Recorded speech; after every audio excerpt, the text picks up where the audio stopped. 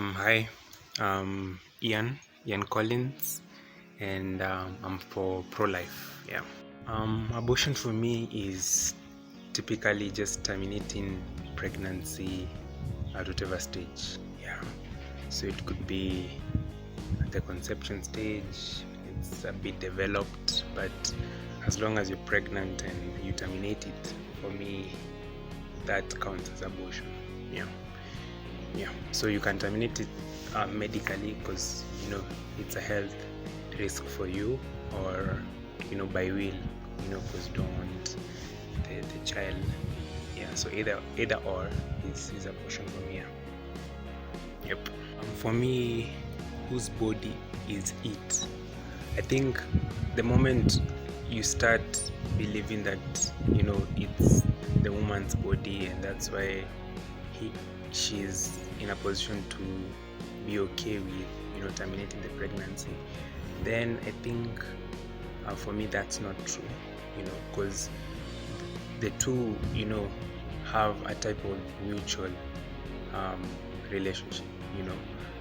The woman depends, or rather the baby depends on the woman for nutrients and whatnot.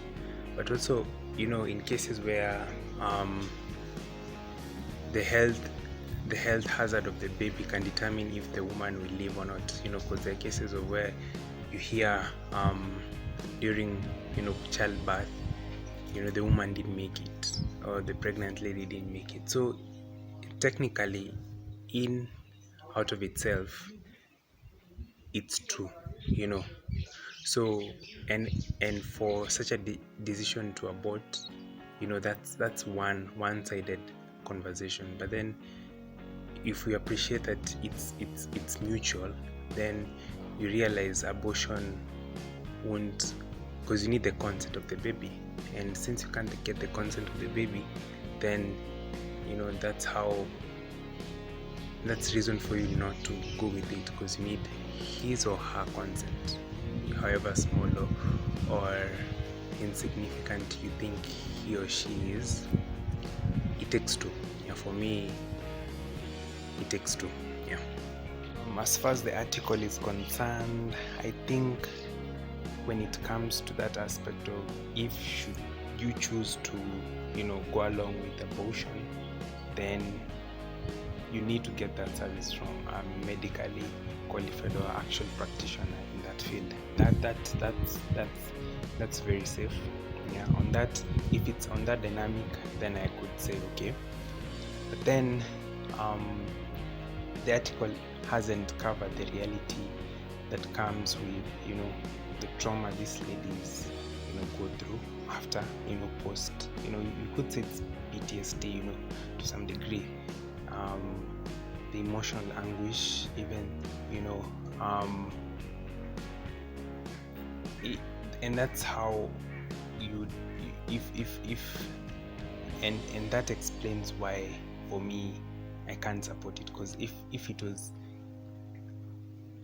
a normal occurrence, to choose not to go through with this pregnancy, or to choose to go through with it, then why should the lady feel all that afterwards, if it's as if she did something, and it never passes away. You think 7 years down the line they're at a good space, but still it kind of haunts them. So that mental anguish, emotional anguish, and even the risk of this lady would not get pregnant again, if the article covers and addresses those, then I'd been agreeing it. But up until then, I think it needs revision, and the article needs to argue out its points in light of in light of the trauma these ladies go through, and because it will give them a different perspective. Yeah, for me, I believe that to be the case. On the issue of if the baby is found to be susceptible to being disabled, I think still that's not grounds for you to commit abortion, because that's you playing God. We never as human beings have that ability and authority to say this one lives, this one dies. So how much more a fetus? So if it's meant for the fetus to be born disabled, then so be it, so be it. It's not a place. It's for the parent or the potential mom to be grateful that she gave birth, and to work with the cards that she's been dealt with. Yeah. So